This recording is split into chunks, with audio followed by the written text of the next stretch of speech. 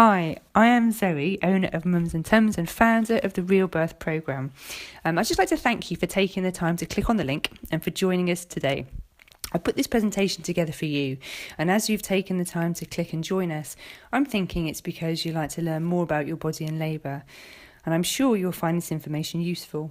If you choose to attend one of our workshops, and you'll see where they're located at the end of this presentation, then this presentation will most definitely help you underpin the topics we cover in detail in the group sessions. Now, just for the next few minutes, we'll be looking at the role your mind plays in labour and how just knowing this and knowing the ways in which it can either aid or work against your body in labour will actually help you. It's kind of hard to imagine that by simply thinking more positively about birth can make your experience more comfortable, less painful, and often quicker.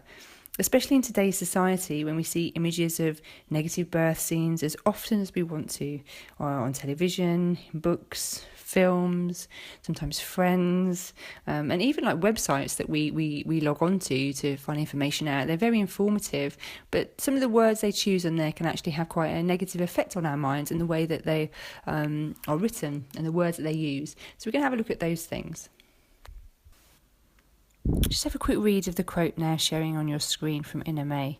I like this quote as it carries quite a strong and positive message about nature, something which we are most definitely a part of.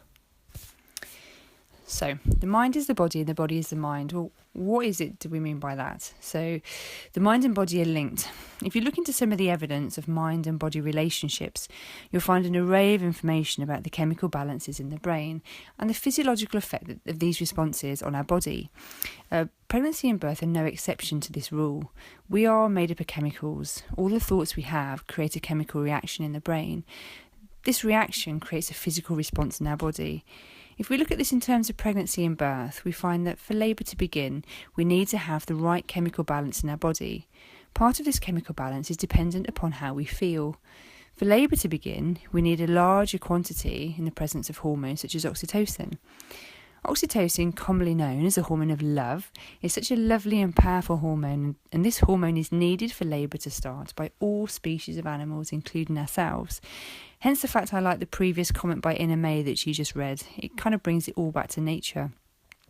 The levels of this hormone increase in the latter weeks of your pregnancy, encouraging your body to make receptors in the uterus to work with them. The levels then rise when you're in labour, and this helps ensure that your baby is born. However, there are other important hormones that do have a direct impact on the production and the effectiveness of this oxytocin. One of these hormones is called adrenaline. You might like to know that adrenaline is actually a very useful hormone to have. It's our natural survival mode. It's fight or flight. It helps us assess for danger and make quick plans in our minds for what is the best way to approach a situation that looks and feels a little dangerous to us. It was exactly what we needed when we first evolved into who we are now on this planet. That was just a mere 200,000 years ago. If you get a chance, have a quick read of my blog about birth and the media. It does go into some more details about this. However, to bring it back to how it could affect your pregnancy, adrenaline released in the early stages of labour is shown to reduce the levels of oxytocin as it interrupts their production. And in fact, if you're quite worried about, for example, your due date, for example, then the chemical reaction that happens increases the level of your adrenaline and reduces the production of oxytocin. This actually makes it less likely you'll go into labour around that date. It's generally true to say the more stressed you become about it, the longer baby takes to make an appearance. So, first lesson to learn is how to relax, and this can take any form. Maybe you're the kind of person who likes to relax and can do so with ease, naturally able to take time out of your busy day and have some you time. Or maybe you're a little bit like me and actually have to make a scheduled time to relax and switch off. When you're pregnant, it's important to take time for yourself to relax. It's a very special time in life. We really don't do it every day. Maybe take up yoga, start a pregnancy mindfulness class, or take time to get out and have a walk or swim or whatever it is that helps you feel calm and relaxed. The next thing to think about is our brain is programmed to look for danger to keep us safe, as you just heard. So the negative stories of birth are naturally more appealing to us, so we can learn all we can to protect ourselves. This actually can help reconfirm our thoughts about birth, as from children we have been exposed to negative images on television and in films right since we were old enough to watch them. But before you throw away your television and stop talking to absolutely everyone that you know, just try giving yourself a new pregnancy goal perhaps. What about planning? Just plan. What you're going to do is put yourself in control. Pregnancy and labour doesn't happen to you, it is you. I mean, it needs you to even happen in the first place. So it helps to educate yourself. You're here now as you want to know more about labour, I hope. In all the classes I teach, I ask the same question. What do you want for your birth? So what is it you want for your birth? Some of the answers I get back are a quicker birth, a less painful birth, to be in control. Well, we actually all want the same thing. I can't and wouldn't say that birth is completely pain-free, as it isn't always. However, there are some ladies that it does not feel that way for. I know a lot of my hypnobirthing ladies will say that for the majority of their labour they were comfortable and they didn't feel the pain that they originally associated with labour and birth.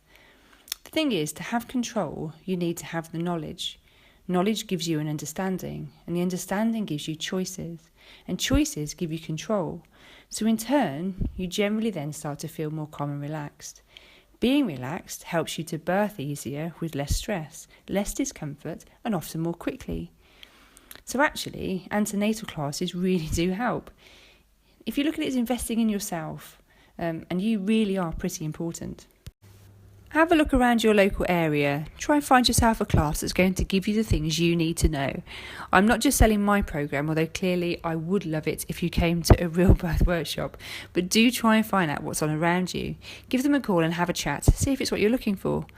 On your screen now is a list of the cities where you can find a real birth workshop by you.